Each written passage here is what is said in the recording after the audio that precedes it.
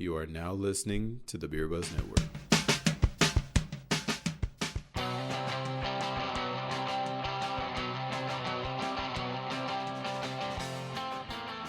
Welcome back to another episode of Craft Beer 102, presented by Beer Buzz, where beer gives you extra credit. And that's right, guys. Now, today, we're actually going to be talking about Pilsners. So there's a lot of stuff going on. Budweiser. None of that. None of that. Coors. Oh, my word. We don't do that at Craft Beer 102. We talk about craft beers. Budweiser American Ale.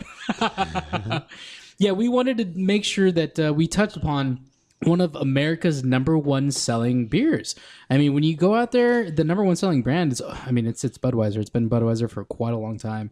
But there's an entire world of Pilsners out there. There's a history behind Pilsners. Solid Pilsners. Wait. But we know that the only true Pilsner is from the town of Pilsen in Czech Republic, right? That's right. So it literally, technically, if you're considered a Pilsner beer, you're supposed to be from the town of Pilsen from Czech Republic. Basically, the history goes, the city of Pilsen, it began brewing in about 1295, but until the 1840s, most Bohemian beers were top fermented. The very low hardness and alkalinity of the mash temperature allowed it to reach, basically the base malts. That's the only way it could actually reach that pH, or achieving that soft, rich flavor of fresh bread. The lack of sulfate kind of it provided that mellow hop bitterness to the beer.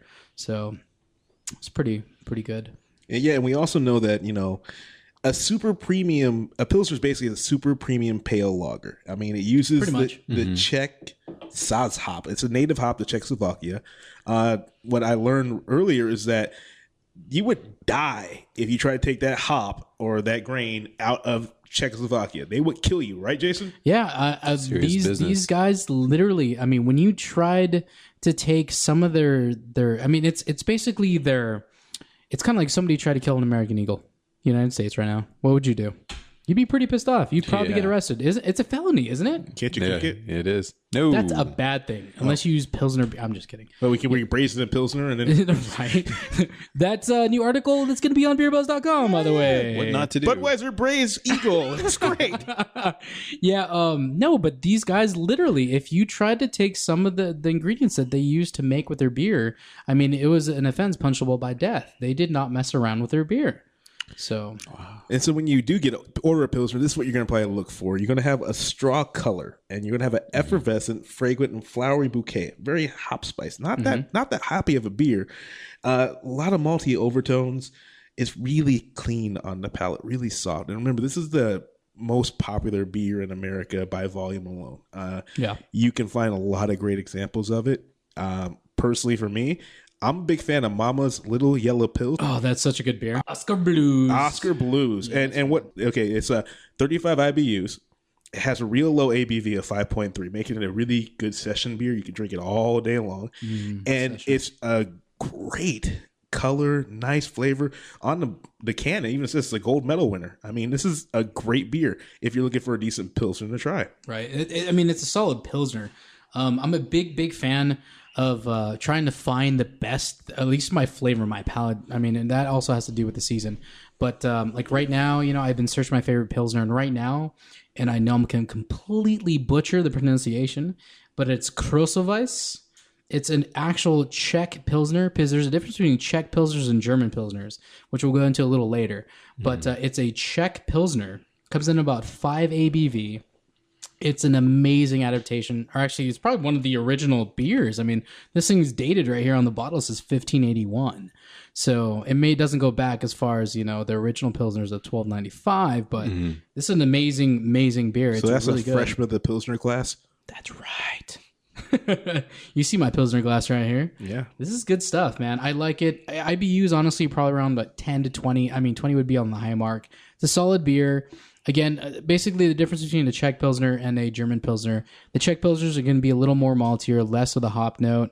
German Pilsners are going to have a little more of the hops, a little more of the dry finish. But by no means are you going to have an Americanized West Coast hop finish. America. What are you drinking over there, Gary? And actually, what I have in front of me right here is the Pilsner Urquell. Now, actually, this beer right here is one of the founding fathers of the Pilsners itself. Oh my. Yes, Really? it's often imitated, never duplicated. Oh. Actually, once it had arrived to the United States, it's one of the beers that, most of the Americans loved, and they wanted to duplicate this beer, but because of, the originality, didn't make it this far. Nice. What does that ABV come in at? It's like 4 point. Yeah, it comes out about 4.4. Nice. Yeah, same thing. It kind of has like a lot of grassy notes. Actually, this is the beer that if you guys want to taste what a true Pilsner is, I would suggest this one. Oh, really? None of that one I would Budweiser. No. I think Mama's Yellow Pils is what you should taste if you want a true Pilsner. Try out the Pilsner Urquell. Mama's Yellow Pils. Legit. The Urquell. No. So we pretty much gathered what we felt was a great resemblance of the Pilsner style. Again, the beers that everybody's going to pick is going to be completely different. These are pretty much our picks, but that was the history and the pretty much how the Pilsner, I guess, style came to be. Yeah, and for what I'm going to do now is go off and drink more Pilsners for more extra credit so I can start passing this class finally. Right. Not only that, you have to make sure you drink some either German Pilsners. There's the Czechs. America. The Czechs are the ones that do I'm a it. big fan of Czech Pilsners. America. Yeah, so am I. What do you think about Bitburger? I know we were drinking a little bit of Bitburger before. German Pilsner. It's slightly hoppier, a little of a drier finish, but what do you guys think? I thought it was an okay Pilsner. Okay. I really do. I think Pilsner Urquell is pretty good. Better than that, Bitburger. Personally, my flavor goes towards the Mama's Yellow Pils. I think that was a nice balance. You like that beer, flavor. huh? Yeah, I do. It's really balanced, really good. It's something you can drink all day long, and you don't get, it's not overpowering. It's not offensive in any way. It's not trying to take over anything. It's just something you want to drink and sit there and enjoy. I liked it a lot. Me, I'm always a fan of, purity. I know that the Pilsner Urquell, that's something. Wait. Stop. Wait. Gary, Yes. a fan of purity. Huh? Yes, I am. Okay, just making Well, sure. I like the originality. I love going original. Pilsner Urquell, that's the one. This is the one that started it all. G for all the Dizzle going Pilsners. OG on his This beer. is the beer that Dizzle. started the Pilsners. That's right. This is it right here. The first Pilsner. It's the We OG call it of Pilsner. Pilsners. It has street cred. That's right. It does have a little bit of street cred. Just a little bit, though. There's a reason why it's still around today, Loving that green bottle. right? Yeah, go can. Go can. You know what? I really do like the can. And that's actually going to be another episode we'll have, bottle versus can, and why it actually tastes different. We're going to have that. But thanks again for listening into the show. Quick little thing about Pilsners.